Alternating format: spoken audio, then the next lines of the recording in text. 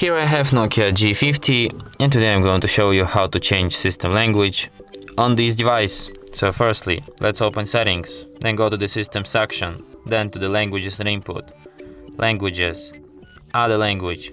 Here you can see the whole list of languages in which you can set up your device. So let's pick, for example, maybe Ukrainian. And then to set Ukrainian as your system language, you have to drag it on top. And after that, language will be changed automatically. So if you want to change it back to English, just go to the налаштування, then Система, Мова та введення, Мови, and drag English back on top. And that's it.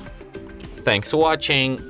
If you find this tutorial useful, don't forget to hit that like button and subscribe to our channel.